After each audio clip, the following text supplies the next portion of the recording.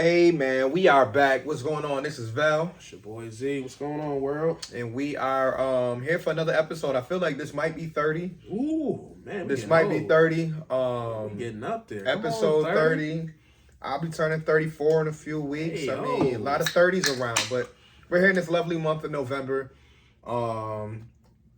You see, we back in the basement. Always good to be, back in person.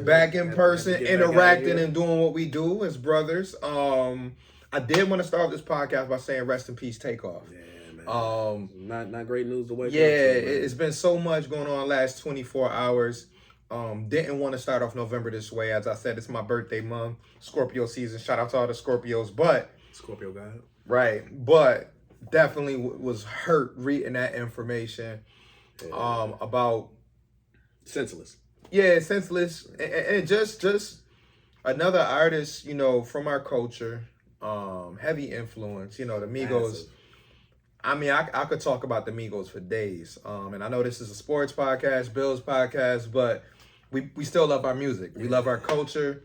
And I can't imagine. That's all I can say. I can't imagine, losing a friend in front of me like that. Right.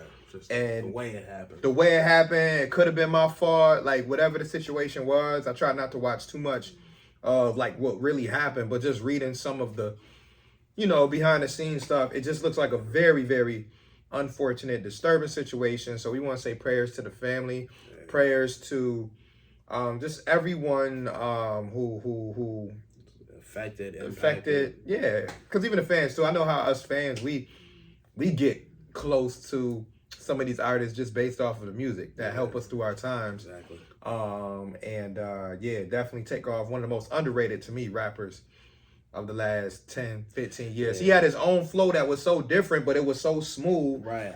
Player. I was talking with someone recently, and I was saying, like, in the last 10, 15 years, I don't think I can name anybody or even a group that has been more influential, right? In the rap, for sure. And I've been saying that for a while. Like, people were hating. I remember about 5 years ago there was a debate about where Migos rank as far as all-time groups. Yeah, so I mean, whether you like them or not is right. one thing, but the influence and the way that they literally changed. Man, the way some people was rapping, and delivery, yeah, people just took it, and now you're listen to a lot of rappers now. You hear it. You hear it all in there. The flow, the cadence. You hear it. You see it in the style, right? And just the beats, the like the people who know me know, like, I really love like Migos type music. Like, Culture One was a classic to me. If we go back and we talk about everything for Versace. Of course, Bad and Boozy. I mean, but I'm talking Fight Night. It's so many things, but I just wanted to. He played Fight Night at my out, man. My energy go from 37 immediately. His verse on Walking Like I Talk It is one of my favorite verses by him. That and T-shirt, Mama. So me, what? Yeah. But anyway, like I said, man, we definitely want to show love when we can to, people within our culture, people that we lose, because it just seems like every few months, a few times a year, man, we losing somebody to dumb stuff, man. Like, and it's just wild to wake up and see stuff like that. But anyways, on a positive flip side, how you feeling, Z, man? Shit, it's been a week. Yeah, we've had a game since we last spoke. So where you at? Where you standing at mentally? Like, I'm feeling good, man. It's feeling pretty good. It's a good time, man. It's a good time to be a Bills fan. It's a lot been going on. Even in the midst of all this trade deadline chaos that's going on, it's just nice to sit back and your team really don't have to make any moves. Right, no real pressure. It's like, it's nice. You can make your trades, but we are already at a point roster wise, like we can roll that 53 out. Not massive holes. We can just activate our All Pro corner off of PUP. You know what I mean? Bring the ball, let's play, and say line them up. Yeah, and I mean, as soon as I saw that interview with McDermott saying they're gonna activate him, like, let's go. Let's go, man. We here. I said, let's ride. Bills country. Bills Mafia. That's right. Yeah. So I'm just excited, really excited to see Trey come back. Whether it happens this week or next week, honestly, whenever at this point. Whenever. Yeah, it's going to happen. We know it's happening really soon. That's really what I'm excited about. And we got Justin Jefferson coming up, so I like to see that. 2 LSU guys, if it happens. It'll be fun. It's going to be a lot of fun coming up. So I guess we'll get right into quick thoughts on the games, and then we'll move on to some of the trade deadline stuff, because obviously we had a couple additions. But quick thoughts, I mean, anything that I guess we'll go negative first. So anything that worried you from the game? Long term, no. Long time, okay. Yeah, I mean, I don't think anything that took place in that game is something that I have concern about moving forward. Right, I got you. I mean, it was a tale of 2 halves. First half was great. Second half was meh. Yeah, at best. Okay. I mean, honestly, I felt like Josh was just forcing and trying to get his receivers to eat. He was. And that's what it seemed like. I mean, it was a chippy game. It looked like he was just trying to really pad some stats for his boys. For sure. And was just doing stuff he shouldn't have did. So, like, I'm not worried about it. It's not like he was back there looking like rookie year Josh, running around in circles, throwing it all over the place. Like, he made 1 or 2 bad decisions. Honestly, the second that he normally throws away. Yeah, the second pick, it looked like he was trying to throw it away. And just, kind of threw it to the ground, but it just was a bad throw. Right. So, like, nothing I was overly concerned about. Defensively, tackling could have been better. Missed a couple tackles, but again, good luck tackling AJ Dillon all day. Yeah, him and Aaron Jones. They both very good running backs. Have fun at that, but nothing that I'm concerned about. I know a lot of people tripping to my Bills getting exposed and yada yada yada. Never that. Listen, if my team is up 3 scores and you want to run the ball all day, have at it.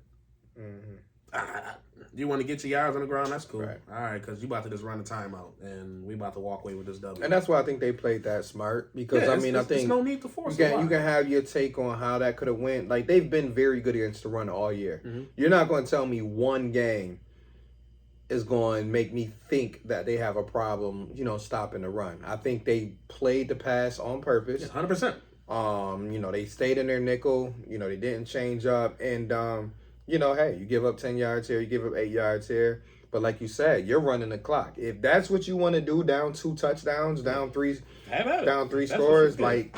Again, D-line, it was running pass sets all day. They was rushing as if they're... Yep, they was getting up there. They're trying to get up the field. All right, whatever. So it felt like I really wasn't... They weren't run blitzing. They weren't doing any of that. They were just playing the pass. And they just kept running. And I mean, even to the point, Von Miller talking to Aaron Rodgers on the field, like, yo, y'all boys gonna throw? Like, and Von, he probably like, dog, I'm on prime time. You're not gonna let me get a sack, right? Like, yo, what y'all boys doing? Yeah, y'all messing me up. Y'all making me look bad. Looking at Rodgers like, yo, so you really gonna? I want to sack you, bro. Like, yo, you just gonna let your coaches drop back and run all day?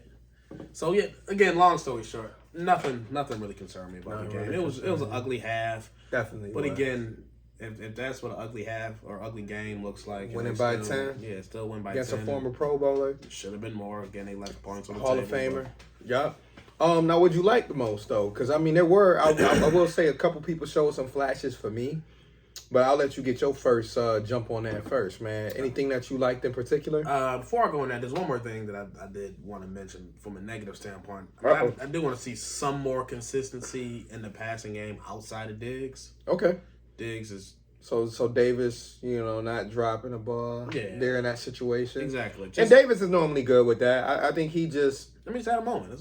He had a moment. It's whatever. Because that would have went like 60 yards. Yeah, because right now Diggs is eating every game. But outside of that, like who's really gonna step up and be that consistent outside of flashes? Because I will say Davis is doing it, but he got 16 catches. Right, he doesn't have a ton of catches, so like that gap right now is pretty big between Diggs and the rest. The convo is who's gonna really step up and be the legitimate number 2 option. Like Gabe Davis is a legit number 2 wide receiver, I think, in the NFL. Yeah, absolutely. But I get what you're saying, where it's like, all right, who's going?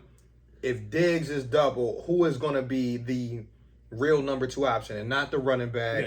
Yeah. Shoot, even Dawson Knox could step up in that role. Yeah, that's what I'm saying. I want to see Knox more. I want to see whoever is in the slot get some more catches. So like, Josh is putting up great numbers, but like, nobody is consistently right. Diggs is the only one that's consistently. But you want to know what? On the flip side, I feel like that can be sort of a positive down the line. Yeah. Only if they continue to produce.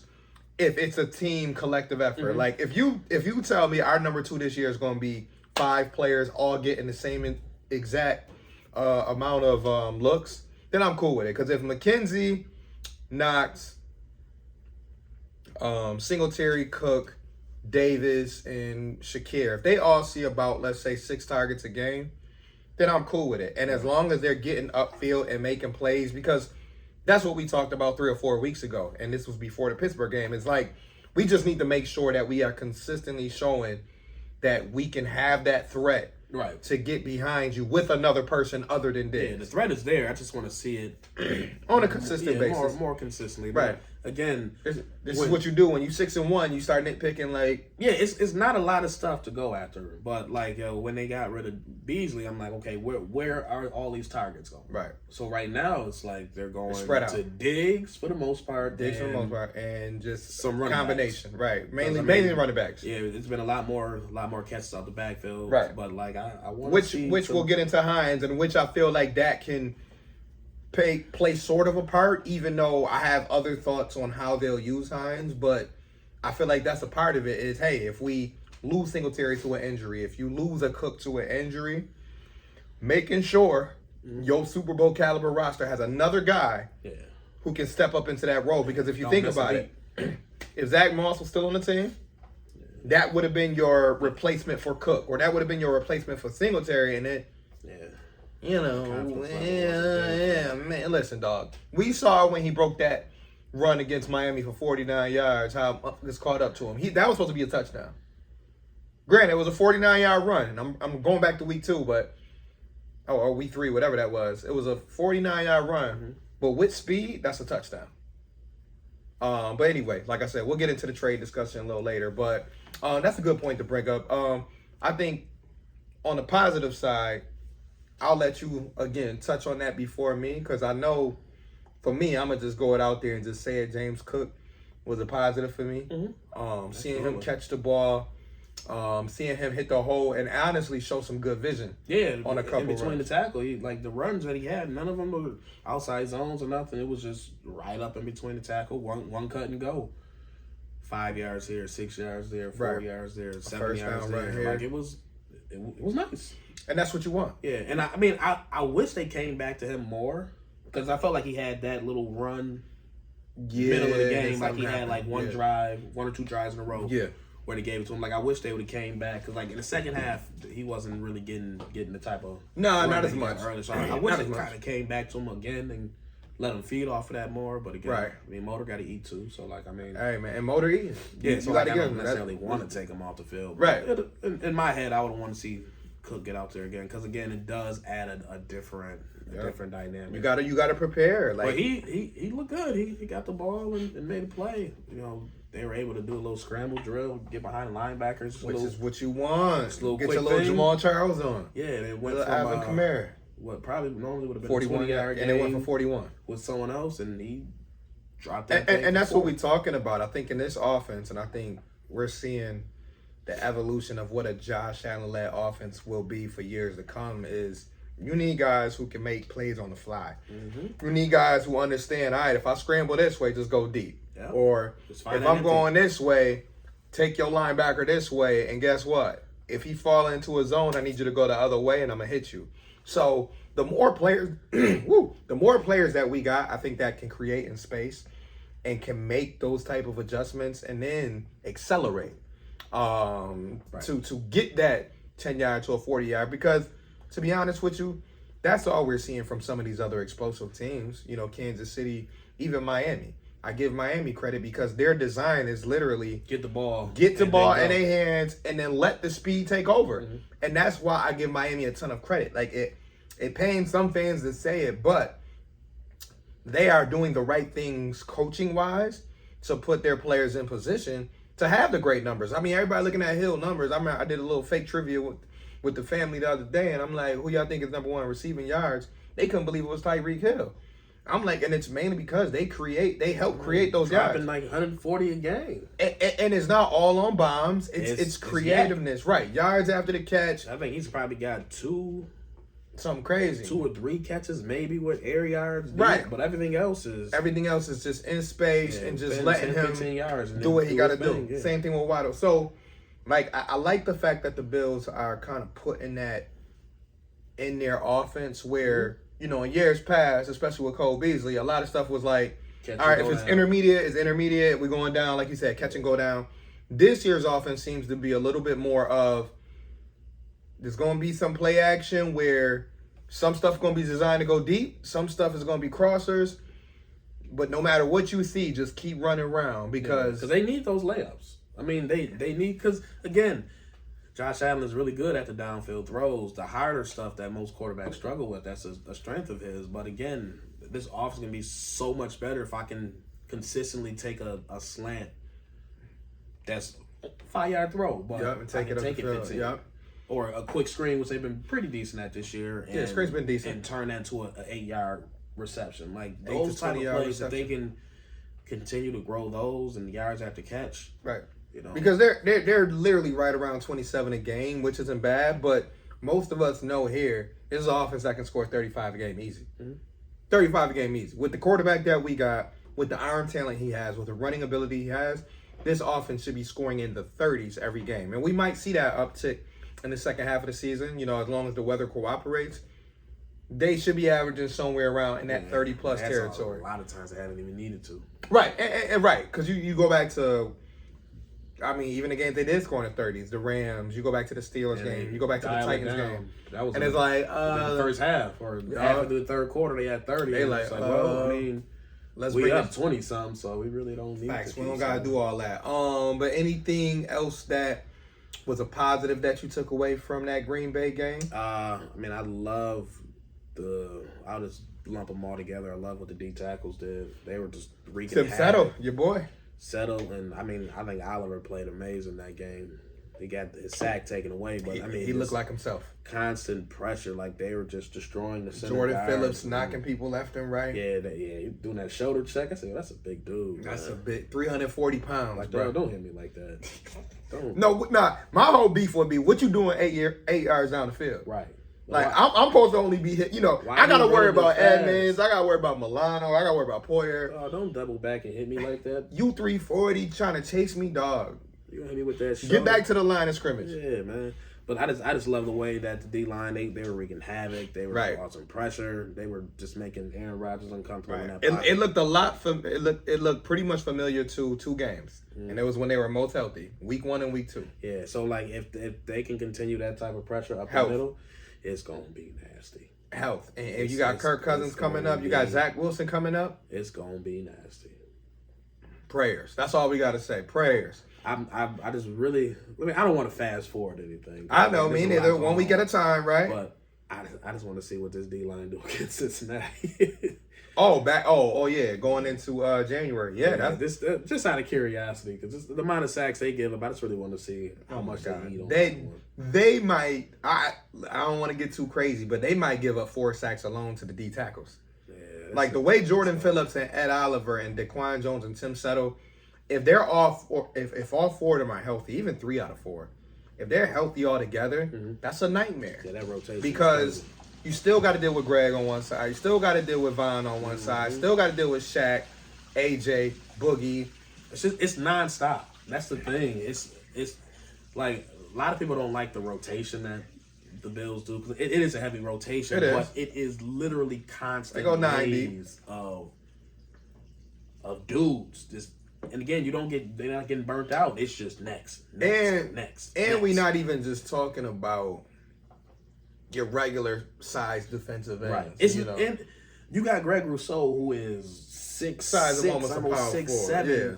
All muscle length out of this world, but it's the versatility that they bring. You got Rousseau on one side, who is a freak of a human, from a stature standpoint, from a stature standpoint, which is a completely different animal than what Von is on the other side. Right, different with all the bend, the flexibility, shorter, knees and just ankles the experience. Out of this world. It's a complete different thing, and then you bring in Basham, who is a shorter, thicker, stockier person with a completely different pass rushing skill set. Like, there's so much coming at these tackles and these guards all day. It's a lot. And then you can kick them down inside. Rousseau was rushing and passing from the inside. I seen a couple stats. Ed Oliver is at the end. Right. It's like a lot. 5. I'm like, yo, this is... It's a lot. And what you going to do? Because if you mess around and turn the ball over, guess who's coming back on the field? Right. 17. So... And all it takes is to get caught slipping one play, and Von is on that ass. Oh, yeah. And they know that. That's why they were trying to double him. They was chipping. Doing a lot of stuff. But, you know, with how many more games we got? 10? 9? I can't even keep up. 6-1. 6-1. So that means we got 10 games. So with 10 games to go, it's going to be a lot. There's going to be a lot more to look forward to from that unit. And I mean, yeah, there's not too much you can say. I mean, especially knowing that we got Trey coming back, knowing that we got the addition of Dean Marlowe to add some depth back there for the safeties, knowing that your rookies are still solid, they still holding it down, knowing that Matt Milano's still playing at all-pro level. Shout out to his oblique, though. We got to make sure that's good. I haven't heard anything else. Shout out to his oblique. Yeah, because if he needed an oblique, I'll give him mine. It's like, yeah, I don't know. I don't know if it worked like that. That's but what I'm saying. It's a different level. Yeah, I don't know if it worked like that. But I'm just saying, like, hopefully he's good.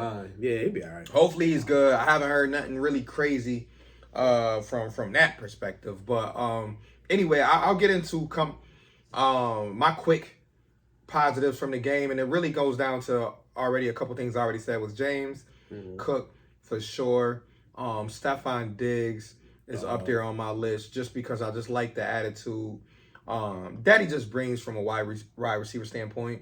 Not taking no mess. I mean, Alexander wanted to get in his head, but it was like, dog, you do realize that even though I'm not torching you right now one-on-one because you only played me 3 or 4 snaps, I'm killing your mans. Right. Your mans was just in a Pro Bowl last year. Rasul Douglas, shout out to him, a pretty good defensive back. He's getting the business right now. So maybe instead of talking to me, you should tell your corner to guard me. Because your man is down. Your man's getting burned right now. He got, you know what I mean? He got. Go help your mans.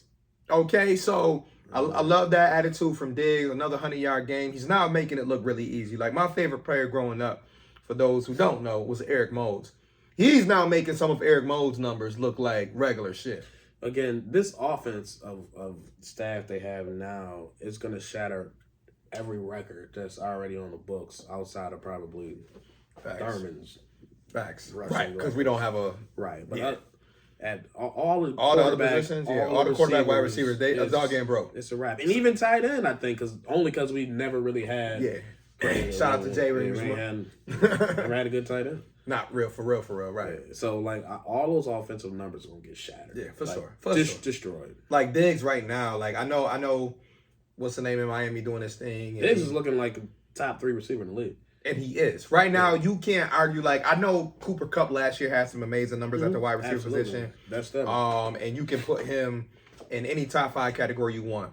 To me, the thing I love about what Diggs is doing, he's literally doing it all over the field. Like, I've seen him this year catch balls over the middle. Outside. I've seen him outside. Deep route. Short route. Yeah, 5-yard route, 40-yard route. Even the one he caught over the middle, the deep pass. Late.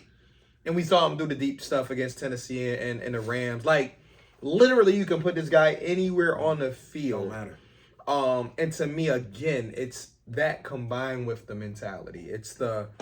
Yes, I can talk about my individual, but he's always going to try to throw in some team shit in there too, because he know they be trying to corner him into saying some stuff, but he like, nah, we won, we got the W. You know what I mean? Like, I finished it, but nah, it's really about the fact that we got the W and it's on to the next one. It's crazy that Alexander was still trying to talk shit after the game. I'm like, yo, dog, you going down bad right now. You going down bad, bro. You looking bad. You going down bad, bro. You're not holding up your end for the light skins, man. Yeah, you looking not at all. You looking crazy out here. And it's like, and even Collinsworth said it when I rewatched the game. He was like, even before the game, he wasn't really trying to give them no compliments. Like the wide receivers, he was like, oh, they were decent or something like that. Yeah. And I'm like, yo, bro, don't be a sore. You're a little boy. I'm like, but he sparked it even before the game by these analysts got the job to do. They're going to ask you about the other receiver because they want to know. About them and enough talking about them and that. I'm like, yo. Bro, that's how you. But see, to me, that's why, once again, I always say, and I'm not saying every player on our team is perfect, but give me the guys who who really care about the game from all levels and who can have those good, decent conversations on a respect level, you know, whether it's the opposing player or not. Like, I don't like some of the way some of these players talk in the league where it's like, nah, fuck him type shit. Like, unless it's something we don't know, like, right, I don't know. some Maybe Diggs slept with his, maybe right. Diggs slept with one of his shorties or something. Who knows? We know Diggs a dog on and off the field. Maybe it's something personal, but for you not to have nothing to say about him or Davis, like Davis, you got something against Davis? Right. So, I don't know. I thought that was corny, but... They didn't keep none of that energy from McLaurin when he was torching your ass last week. Right. But, whatever. You lost to a team called the Commanders. I digress. You lost. They sound like... Heineke. Right. You sound like a club that should have been on one Saturday morning when we was growing up. So it is what it is. But one Saturday morning. One Saturday morning with recess. Come on, man. They wasn't outside. Saturday morning. They wasn't outside. But we move on from the Green Bay game. Great win, 6-1. But the more important part as we get into the next week is trade deadline. Outside of the Bills moves, anything that kind of moved the needle for you? The fact that it was just so many trades. That happened in 6 hours? Yeah. Bro, like 10 trades today alone. And that's not even counting the other ones, right. That took place the last Because what was the ones so. that caught, because since we recorded, there's been like 2 major trades. McCaffrey. I think McCaffrey happened before we recorded. Okay, there was the McCaffrey. Who Kansas City trade for? So they got the wide receiver. Yeah, they got Tony. Yeah, Kadarius Tony. Okay, that was okay. Yeah. I'm trying to think who else was that. Philly traded for Leonard Floyd. No, Philly traded for Robert Quinn. Robert Quinn, yeah. Yep. So Robert Quinn went there, and then there was like one other one before. Trade deadline day, but it's all good. It'll come to me. Robbie Anderson got traded, but I think that was a few weeks before. But anyway, the amount of trades that happened today alone, and it's not even this ain't just like depth players. Right. This ain't no disrespect to Dean Marlowe, but this ain't Dean Marlowe level trades. These are names. Right. T.J. Hockenson, first round. Right, T.J. That was early in the Chase Claypool.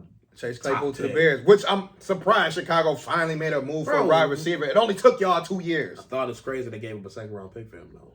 Yeah, that's kind of wild. Because Chase Claypool is decent, but he's not second round decent. Right. I was like, I do a fourth. Like, if I'm in Chicago situation, definitely not Buffalo's, but if I'm in Chicago situation, I can see a fourth. But a second round pick. Right. And that's just after clearing out other players. He better be your 1A or 1B. Now, I know they got Mooney, but that's going to be interesting, though. I'll say that. That's interesting. We'll see. Yeah, so, I mean, there's a lot of moves. The Hockenson, I think, is the one that started today. And I was surprised because they traded them within the division. I was like, dumb stuff. Like, these front offices, I don't know. I think it was either 2 and a 3 or 3 and a 4. Something like that. Yeah. But either way, I was like, I thought it'd be a little more expensive if you want to trade within the division. Yeah, in my head, I'm like, Detroit, why are you giving him Hockenson? And in the division, he's a that you're gonna play twice a week. Top 10 pick. You're gonna play him twice a week. You still under contract for another year. Don't make no sense. For nothing. So I mean, again, are you using these picks to go get a quarterback? Are you rebuilding again?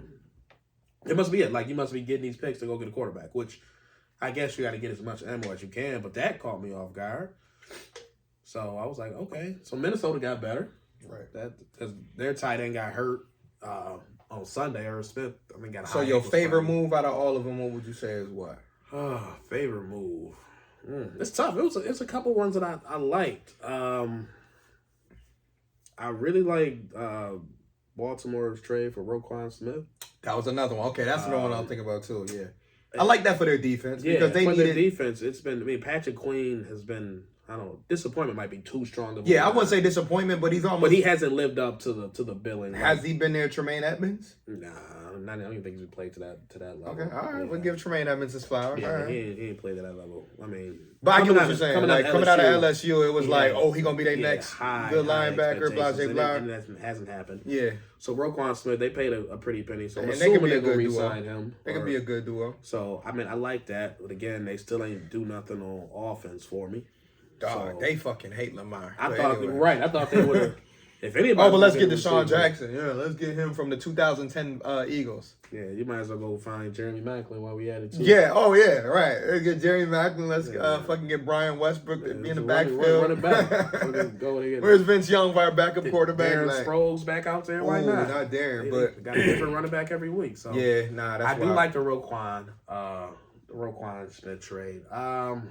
It's all right. You ain't gotta touch on Miami. I mean, the Jeff Wilson, that doesn't move the meter for me at all. Okay. It's a running back. It's basically Mostert just right with what? Yeah, I don't know. It's a slightly slower version of Mostert. Right. I mean, they're fine running backs. There's no issues. It's just for me, running backs aren't really moving the meter at all, especially for that style of team. The Bradley Chubb move for them is nice. I mean, Bradley Chubb is a very, very, very talented edge rusher. Right. If anything, he gives you presence more than the flashy plays. Yeah. You gotta know where he's at in every play. Right. He's gonna give you that presence. And Miami's, I mean, they got good D tackles, but their edges haven't been great. And they play man, so anything they can do to bolster that front seven is obviously it's gonna be nice. So plus. now having Chubb on one side and then Jalen Phillips on the they actually got 4 deep because they can do Jalen Phillips, they can do Melvin Ingram, and what's the other one? His last name starts with an O. Obada, whatever his last name is.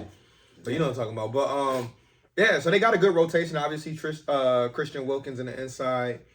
That was gonna be the one that I probably said I liked the most, mainly from a standpoint of, if you're really going to knock off some of these AFC teams this year and you watched what's going on with Cincinnati, you watch what's going on with Baltimore, you watch what's going on with like New England, all you really got to do is have a pretty good defense and explosive enough offense to win some of those tight games, which Miami does have, and you'll find yourself in the second round. And I think for Miami, what they're really trying to do, and I hate it because obviously they're in our division, all Miami is really trying to do is saying, let's get into the tournament. Yeah. Well, what's good about Miami is, more than likely they'll be probably how things are trending right now. They'll probably be like the top wild card team. Right. So you're going to be paying the 4 seed, which is Tennessee or whoever comes out of the North. Right. Baltimore. Right. And that's what I'm saying. Like, they're looking at those teams. And they can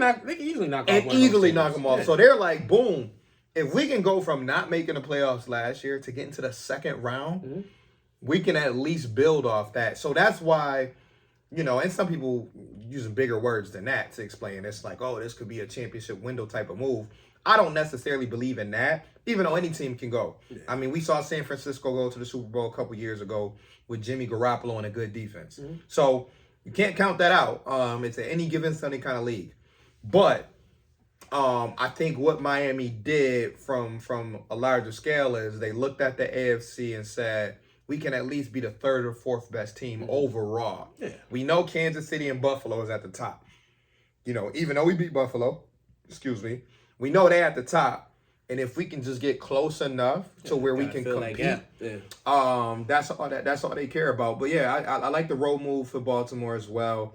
Very underrated signing out there in Philly with Rob Quinn, because we all know that Quinn has probably played his best years already. I mean, he's a veteran, but as they always say, when you got a good team, coming off of 13 sack season, right? 14 sack season. But they always say though, when you're a good team, you can never have enough. And Philly already had a good defense, right, and they already had good D line. Yeah. So you just add seasoning to it. So definitely like what Philly did, and honestly, I like to see what they're doing week to week. And obviously, they got a cheesecake game coming up with Houston, which is annoying because now it's like, oh, here's this team, they're 8-0 now, but whatever.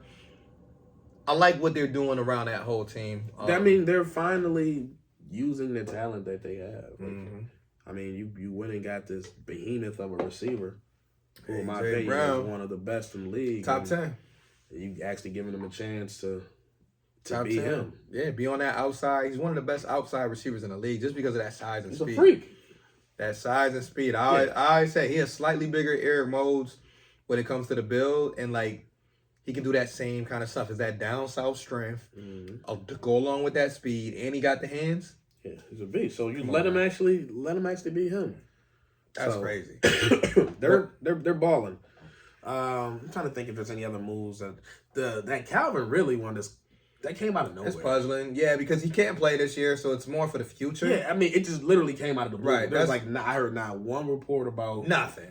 Honestly, I feel like Adam was blown away. Adam Scheffner today. He was like, "Hey, yo, what?" My man was on the phone. I mean, you probably saw the live footage of when he broke the Nyheim Hines joint. It was on NFL Live. Like somebody posted on my timeline. He on NFL Live, and I was just actually talking about this with Ev and somebody else the other day. How I was like, y'all don't realize this dude Adam got the coolest job, because I was like, the dude will be getting updates on live TV and just be texting, and he'll just be like, yeah, so I just got word, we're speaking with a couple other agents that such and such is going on. And meanwhile, if you check your timeline, he's actually tweeting and he's sitting there on the set of NFL Live. So that happened with Hines. He basically was like, you know, it's 402, 403, but just got in that the Jets and the Bills will be exchanging, you know, picks and players. And Nyheim Hines is headed to Buffalo. And they were like, what? They was like, well, you heard it here first. He just broke it to y'all. And I guess that's a good way to get into that. Segue. Yeah, quick segue.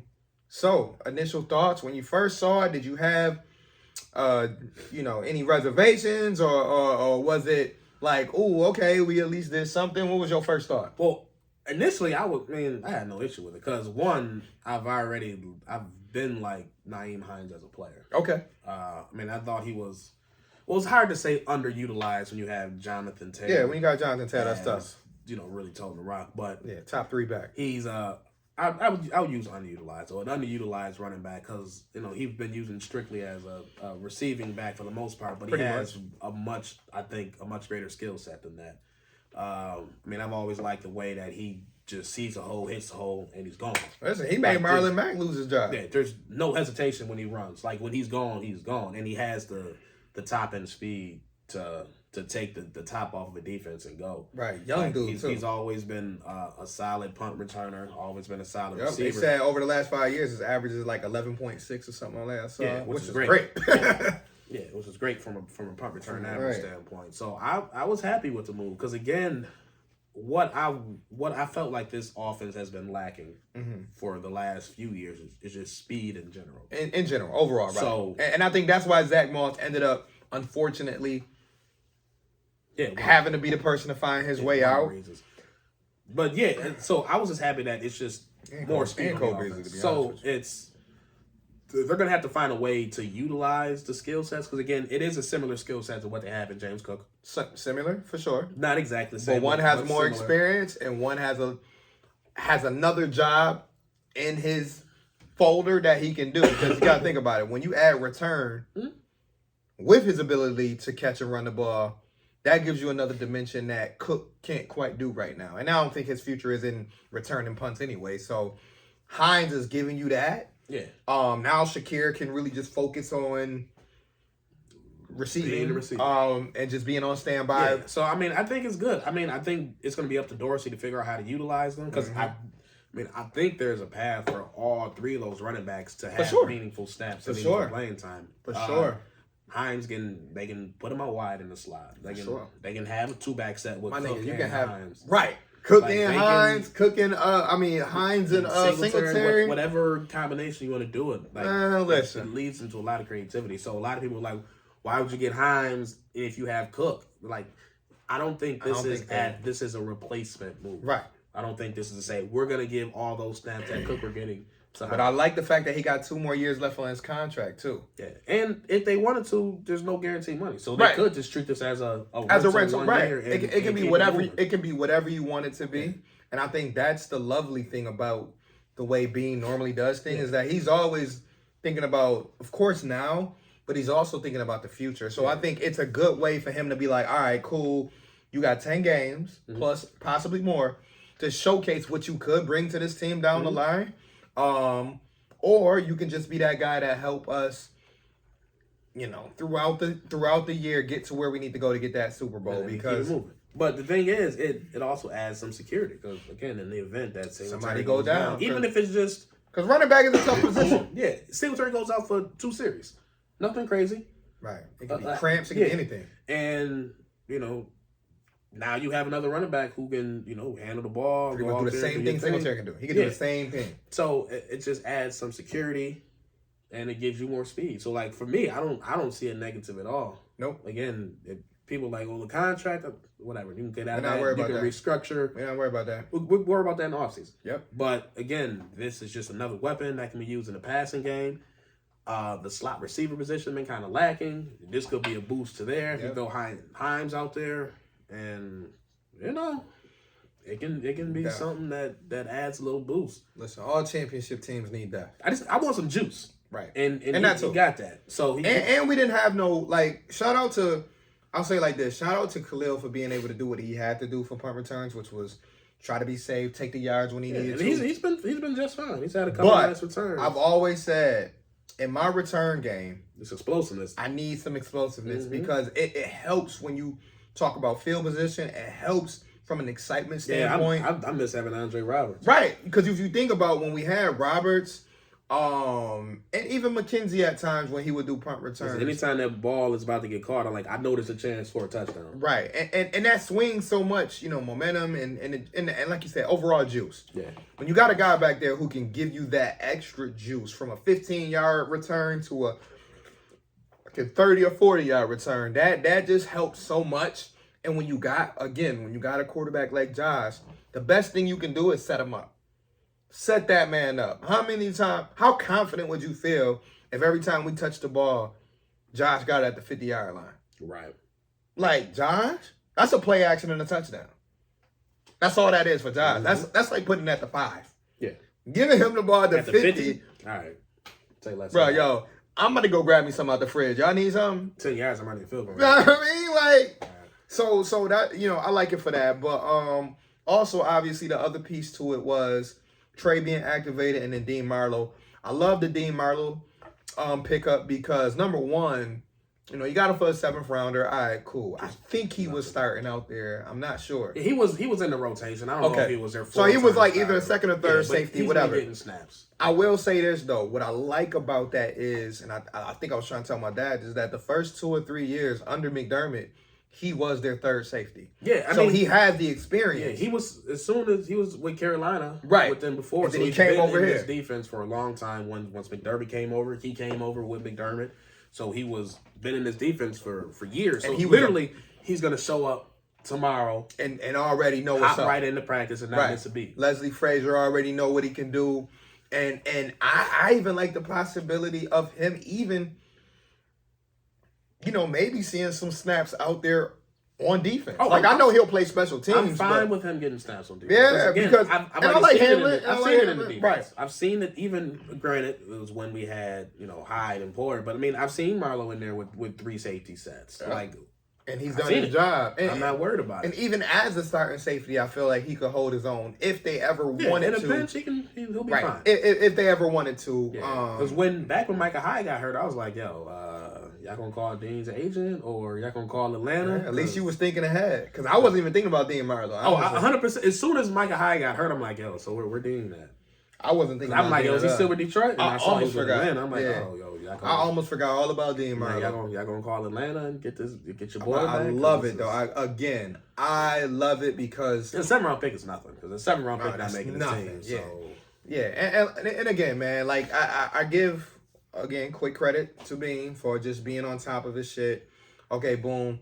Let's make another quick adjustment to that safety. Because just like a regular fan, you could see the small weaknesses. You could see where one guy getting hurt can change some things. So he said, okay, let's put a Band-Aid on it. And that's all. Because the depth wasn't there. Right. Even once Hyde got hurt, they never signed another safety. Right. So you had... And then you got Poyer. There's only 3 safeties on the roster. Right. And he hurts his elbow. And now you like, okay. I'm down to 2. Cam Lewis got some snaps at safety, but so it's not really a safety. Right. So it's the perfect type of pickup. Yeah. Whether Poyer's hurt or not. Right. Whether he regardless, this is what you need. Yeah. You need that safety depth. So I love it. And that trade came down late too. That's when they dropped. Somebody, and I saw people in the comments though, non-Bills fans. That's like, wow, Bills cheating. Like, I'm like, nah, it's just Bean probably just put that through late. It's all good. No, I can't do it. This ain't hit. Yeah. Nobody text Schefter about it. That's all. It's like Dean Marlowe. I ain't worried about that shit. But nah, quick fast forward into Jets week. It's always fun. I'll say when we play the Jets because they got that fan base that no matter what their record is, they like to talk. They're a vocal fan base. They're finally they're finally average or slightly above average. I don't know where you want to put them at, but they're finally slightly below average, or right wherever you want to put them with at. a good record. Right. So they're finally, making some progress. Because let's face it, last year I think they were a 4-win team, so they've already surpassed 4 wins. And I'll just get right. I'll get right to it with you. What do you feel like is like the top 2 keys for the Bills to just do what they got to do in that game? I just want to see if Gardner going to back up all the shit he been talking. That's gonna be fun. I will say, and I know this is kind of getting past asking you the 2 keys, but that's probably my favorite matchup of the game. Yeah, because again, you a confident dude and you got all the talent in the world, which I don't disagree. Like, he's talented as all hell. Talented as hell, yep. You running into a different animal. It's gonna be fun. Like you play some okay receivers so far, but it's gonna be fun. This is a different animal. Y'all gonna run man. You going against one of the hottest receivers in the game. And again, the problem is with a lot of these corners is you can't really run man all day, right, against Josh Allen or any mobile quarterback for that. So it's like, all right, gonna make you pay. He gonna make you pay. And the thing that I love about you good at man, you gonna get this work in zone, and then when you are manned up, you gonna be on that island. Can you handle that with no safety? All it takes is one double move, and don't tell me you're not gonna bite, because I know if as aggressive as a corner he is, because I know what I think I have an idea of how Allen and them gonna start off. They're gonna probably start off short, right? Dink and dunk. Boom. As soon as that safety drop down, and as soon as he start playing closer, as soon as Gardner start falling, you gonna put his short stuff. Give him an 8-yard cushion. Okay, quick screen. Snap throw. Oh, you want to come in? Oh, now you want to press? All right. One of these little shoulder high safety in the press. Okay. One of these little shoulder fakes like this, and that ball going 50 yards in the air. But with the flick. But yeah, back to outside of the matchup.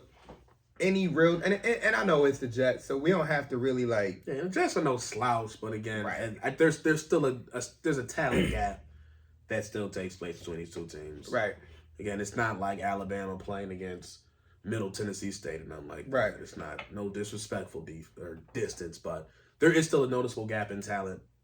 Right. And there's a big gap in the quarterback. Position. Oh yeah, big gap. That's a massive difference. That's a big gap. Until that gap is closed, it doesn't really make a difference.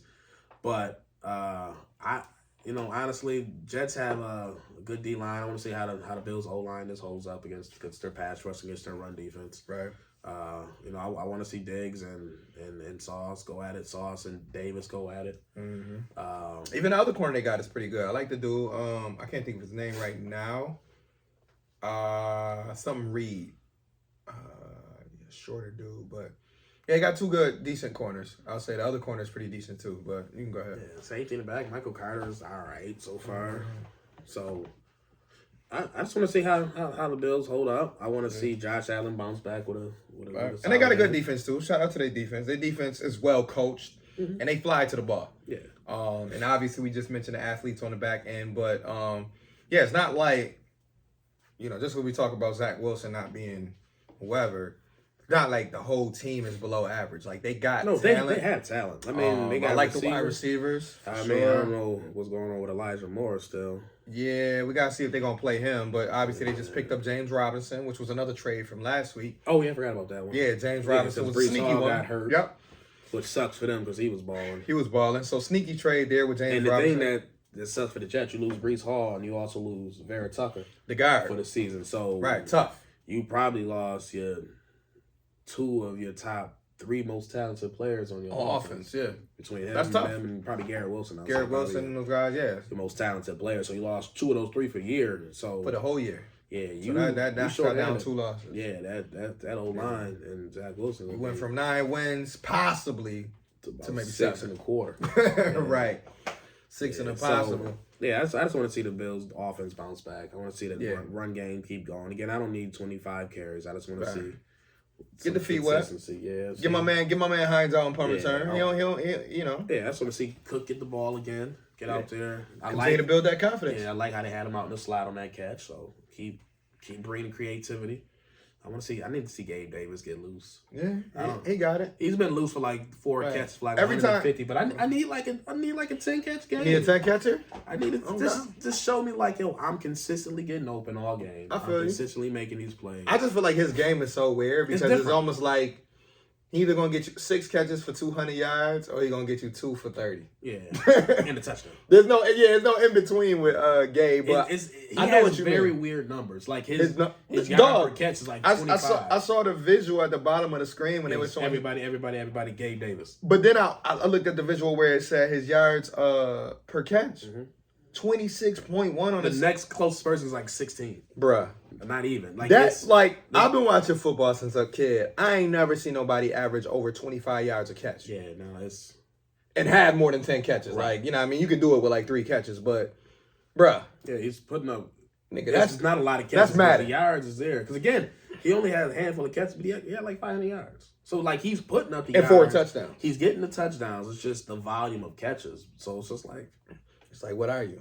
Yeah. He's not a possession receiver. Yeah, so I'm not mad at it. Yeah. I'm not disappointed in what's taking place. It's just I just want to see. It's different. Catches. He's a different kind of guy. A different kind of number 2. Yeah, I just want those numbers to go up and just force more attention. Okay. Because again, the more he can eat, the more that opens up for Diggs. For Gabe and for everybody else. Yeah. For the whole offense. So, those are 2 good points. I think, do you have anything that you want to see from the defense, or is it just really just pressure Zach Wilson? I want to see the corners against their receivers.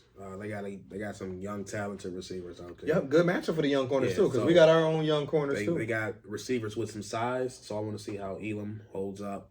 Because that's what he was brought in for. Yeah, I want to see how he holds up specifically against this group of receivers, just to see how he handles that size and speed combination.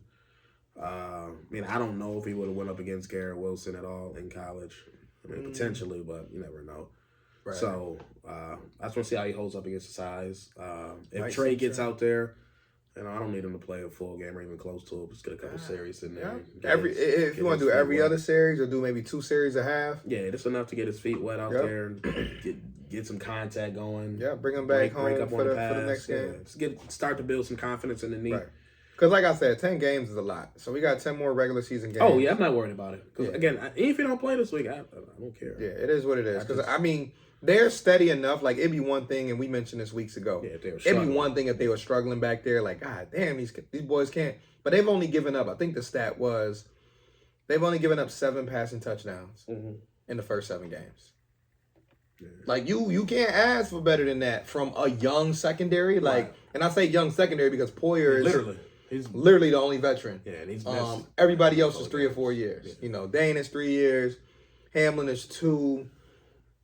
We know the rookie corners. So, like, for a young secondary, we know about the front 7, but for a young secondary to only give up a single-digit amount of... Like, some quarterbacks can throw 7 in 2 games. Well, Josh can do that. Yeah, so, in 7 games, to only give up 7 is nuts. Yeah, in a passing league. Right. And the schedule that they played so far. 4 MVPs. Right. So Pat, Aaron, Lamar, and Matt Stafford. Well, he was. Was he a Super Bowl MVP? He was a Super Bowl. He never MVP. But yeah, so that'd be something to look at. I know for myself, the main thing is for me, I just want them to continue to build. And you kind of touched on it, the chemistry with the running backs. Cook and Singletary, get them going. Probably see about 20 touches between them if we can. The passing game, of course, continue to take advantage of mismatches and just kind of just build off the first half from last game, because I think we all can admit the second half they got a little greedy, got a little selfish when it came to some matchups. I think the bickering back and forth kind of led to some things, but kind of get back into the flow and just put points on the board, get touchdowns really. But honestly, from a defensive standpoint, I really just want to see them just make it very, very hard for Zach Wilson. Like, I want him to realize after playing the Bills on Sunday, like, nah, this defense is stupid. Like, this is... I'm out here getting cooked. I'm out here getting cooked. Like, for real, like, I really want him to walk away like that's the best defense in football. And I think that, especially with getting Trey back, whether it's this week or next week, I I'm really starting to see the Bills really establish themselves as that number one defense. And we know the stats say it, but it's one thing for the stats to say it, but it's another thing for quarterbacks, receivers, running backs to play us and be like, them motherfuckers was out there hitting. They was out here. So I look for them to try to match that physical, the physicality of the Jets. Because if there's one thing you're going to get from a solid team, you can get it's physicality. Yeah, you're going to get that. So I want them to be able to match that. So that's what I'm looking for. But like I said, I guess the real one is Sauce versus Diggs. Two confident people. Like you said, one is a young, confident rookie. The other one is a confident veteran. I think all eyes going to be on that. And I think that, of course, as homers, but as real fans too, you can expect Diggs to get the better of that matchup. And, that's really all I got. Because I don't think this is the game that I can really deep dive into because I really feel like this is once again, I'm trying to think what game this is similar to me. Not really even Green Bay because we were dealing with Aaron Rodgers. Like, this is a weird game because it's like you're dealing with a second-year quarterback. Second or third? Third. Damn. Okay. Mm-hmm. Third-year quarterback. Not looking that great. They didn't make that jump. But Saleh said he's starting for the whole season. Have fun. They right. So we going with a third-year quarterback, and that's what makes things a little weird and different. So, with all that being said, score prediction, what you got? I have no idea on this one, to be honest. So where it won? Yeah, I don't know if it's going to be a high-scoring game. I don't think it should be. I'm guessing probably a 31-13 type of They always in the same ballpark. Touchdown, a couple field goals. Right. I think Bills just consistently just score throughout. Okay. Probably have to gear it down in the second half, but yeah, I'm thinking like 31-13, somewhere in that. Ooh, man, we close because I was thinking around the same thing. All right, so you leave me no choice but to be very close to that, but I will go on a record of saying, I'm trying to think if I want to give them more points, but I just find it so tough. Yeah. I find it tough. The way they've been Zach playing Wilson is tough for me to see them scoring 17, 20, Yeah, 21 because the points. Bills are so disciplined on defense that a young guy like him who struggles under pressure is just not. Yeah. Like, I can see them moving the ball, getting across the 50 and stalling. Like, that's what I can see. Because, like, the Bills, they can give up yards. Right. But they really tighten the latches down once you cross that 50. Right. And they know how to harass quarterbacks enough in third and long. Oh, yeah. Where they can make... Listen, if the Jets end up in third and long consistently, they might as well punt the ball. Yeah, it's a wrap. It's no chance. If they're in third and longs all day, no. Right. Absolutely not. So that's why I'm leaning towards 34-10. Okay. I'll give the Bills about 4 to 5 touchdowns on a game. I think 4 is a good number, but I just don't see the Jets scoring more than 1 touchdown. Hey, if they do and they get a couple garbage ones in the fourth quarter, that'll probably be what I see.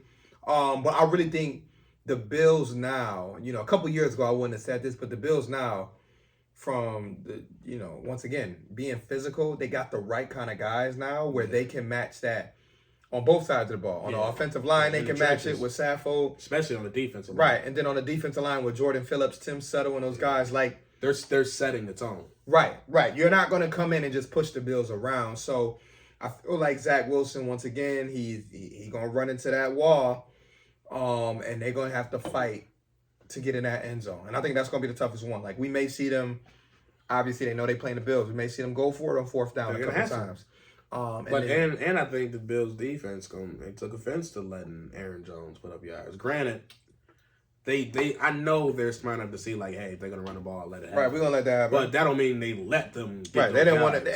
Right, and I don't think, especially the fact that you look at the numbers on the stat sheet, it say 200 plus yards still. So I think they want to come back this week, and if they can, eliminate that altogether and hold this team under 50, if they can. Now, if the Jets decide to run the ball 30 times, then they'll get the ball. They'll run for over 50 yards if they run the ball 30 times.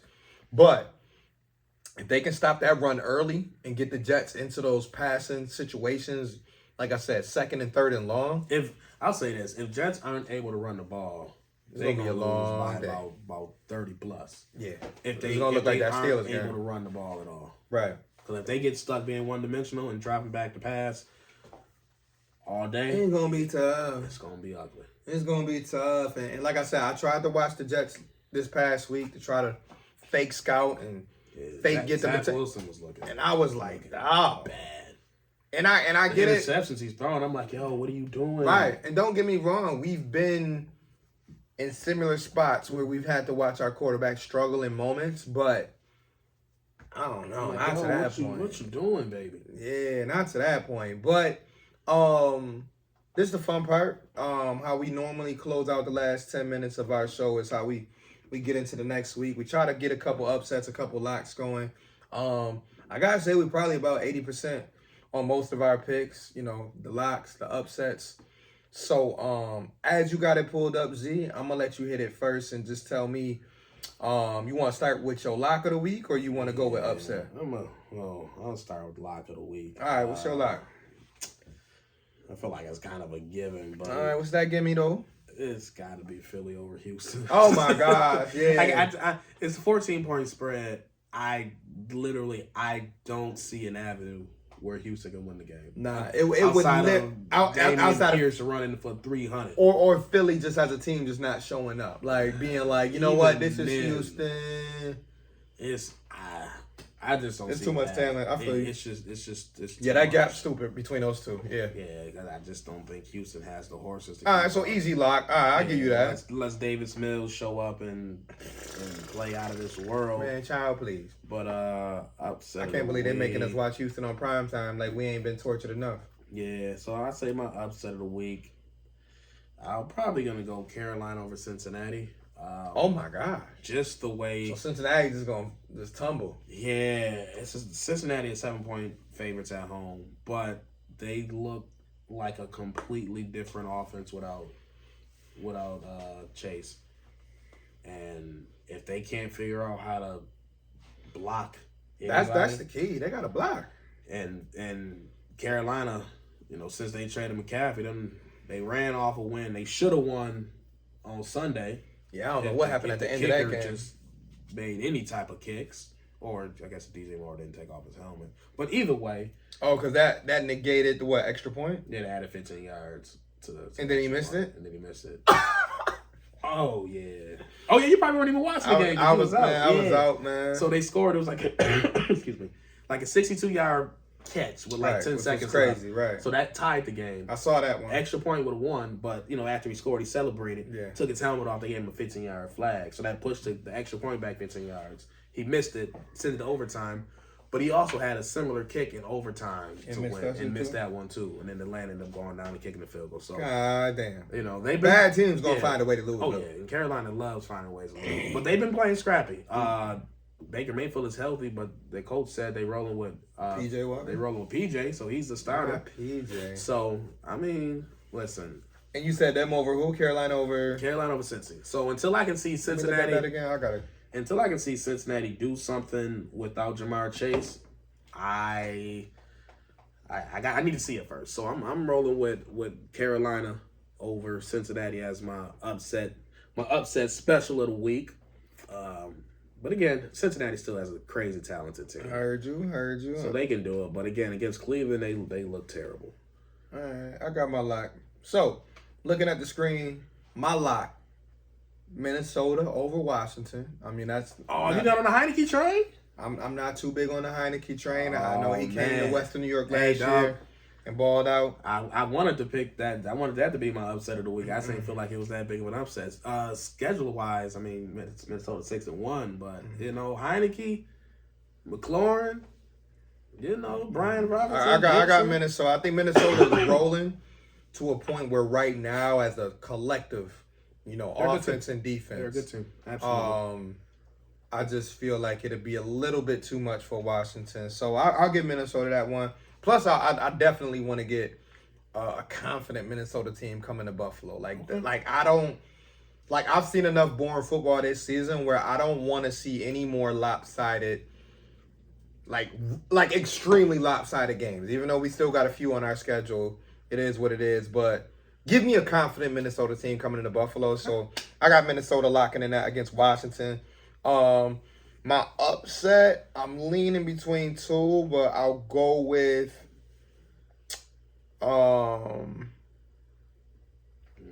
This is tough. Got Baltimore, New Orleans late. Ain't nothing. Yeah, I'm stuck between Miami, Chicago game and then the Raiders in Jacksonville. So I'll go out on a limb because I got to stay away from the Raiders, and I'll just say Chicago over Miami. I feel like right now what would be the tipping point for that? So for me, one thing I saw from Chicago, who were they playing last week? Was it New England? They beat New England on Monday night last week? They beat New England. They lost this past week. They beat New England. Okay, who did they lose to this past week? Let's find out first because I need to make sure I'm coming correct on this because I feel like... Was it Dallas? No, Arizona? Who they play? Because I feel like the last few weeks, Chicago has shown some signs of life that made me be like... They lost to Dallas, 29-49. Okay. So, but they still scored 29 on Dallas defense. So I'm going to give them that. Like, even when we play the dog teams, we're still not giving up 29 points. So I say that to say, and obviously we'll see if... A lot of that was late because Tony Pollard just started eating. Right.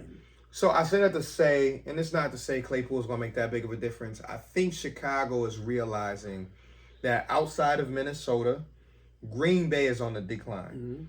And what they're realizing is that if they use Justin Fields to his ability, throwing on the run, play action, getting him running. Yeah. And they still have at least an average defense. I know they just let their best linebacker go, but whatever. They still have an average defense that can at least fight, with the rest of the average teams. So like I said, it's like 20 average teams in the NFL. Like, maybe even 25. It's like 3 or 4 elite teams. And then the rest is just like terrible teams. And then it's just all everybody all together. But I really feel like they're gonna fight in that game, and I really feel like it's gonna go one or two ways. And I've said this before with my upset picks. Yeah, and that Chicago is either gonna give them a fight in that last fourth quarter and get blown out because I will give Miami the edge in this. They can create pressure, and if they get pressure, they blitz the hell out of you. Right, but and the thing is, you send blitzers at Fields and you don't get them, he can get away. Yeah, it's gonna be. So that's why it's a hit or miss game. It's a hit or miss game. And I do like that Chicago's actually been allowing Fields to just use his natural guy ever since that Thursday night game. Because again, they were trying so hard to make him a pocket passer. Yeah, just like I'm like that's not a skill set. Bro, that's not. You don't have Kelly Holcomb back there. He may be able to develop that eventually. But right now, work to his strength. There, so like, let this crazy athletic dude be a crazy athlete. And you got at least 2 wide receivers, and not even counting Claypool. You got at least a couple receivers who can work with him while he's on the run. I like Mooney too. Yeah. And it's like, dog, y'all can use that to your advantage. Same thing with the running backs. Same thing with Montgomery. He can catch stuff out the backfield, and the other guy, I can't think of his name. So I like Chicago as being a sneaky team. Yeah, something like that. Yeah, as being a sneak, because honestly, I don't think Miami really, and they may be well coached enough where they're not looking over nobody, but with all the moves they've been making and all the hype, I don't know if they're really looking at Chicago like that. But we will see, because like I said, it's going to go one or two ways. I definitely think the Raiders going to sneak one because I feel like the Raiders need one, but I'm not so hell-bent on that because as you've seen, they are. Come on, man. I feel bad for Adams, though. I will throw that in there, though. He went there by choice. He did go there by choice, but damn. Hey. Dog. Y'all got Max Crosby. Y'all got Chandler Jones. Hey. Darren Waller hasn't been healthy, so I'll leave him out of it. Hey. Y'all got Jacobs. What I done told Hunter Renfrew. What I done told you, Val. Man, listen. I'm just. As long as I'm in this seat on this camera, this will be. That got to be the most disappointing team in the league. Derek Carr slandering. I get it. Portion of that the show. That is the most. My normal 30 seconds of this. I know. He has not been a good enough quarterback to pull his team over the hump. He's good enough to get you to the hump, but not even good enough to get you over the hump. Kirk Cousins is out playing him, man. By far. But you know what's even more disappointing about the Raiders is the coaching. Yeah, they got to be doing something. And who's the coach over there? McDaniels? Mm-hmm. When they fired Gruden last year and what was it, Biscaccia was the interim coach. Them boys was playing hard last season. They were fighting. They weren't winning every game, but they were clawing and scratching. They were literally right on the verge of making the playoffs, and they probably should have. Right. This year, it's not the same. Yeah, it look. Again, McDaniels, I mean, he's been touted as this, I think probably prodigy is too strong of a word, but he's been getting so much hype for years. And, it look bad. And all his stops so far have been completely underrated. So. That's crazy. Yeah. After all this time. But anyways. But nah, yeah. So like I said, I'm gonna try to stay away from the Raiders point because I really don't. Should. Again, I mean, obviously they're gonna have to win a game. They gonna have. I mean, you would think.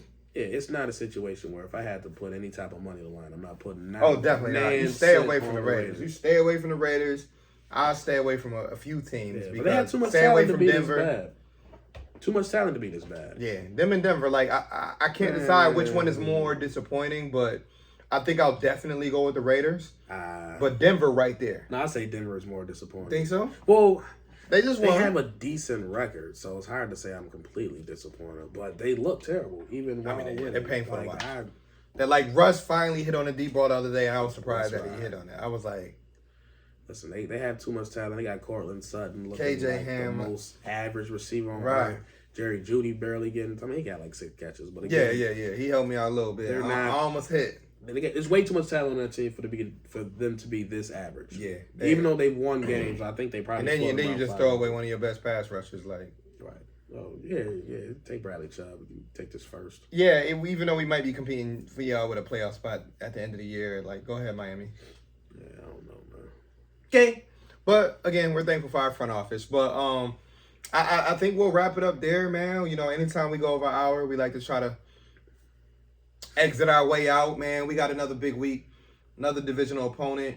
Obviously, this is a away game, so we're gonna get a chance to kind of sit back and not have Sunday at 1. This is rare. I'm excited. I'm excited for it too, because I ain't gonna hold you this time. And them night games. I ain't gonna hold you. That was tough, man. It's a long day. Like we sat here, me and Ed, we had breakfast, and we just was kind of sitting around. Looked up like, oh wow, it's only 10 o'clock. Bruh, I'm like, this is we're not going out to the stadium for another 5 hours. And then we trying to get in the parking joint. We sitting in the road for like an hour, like that.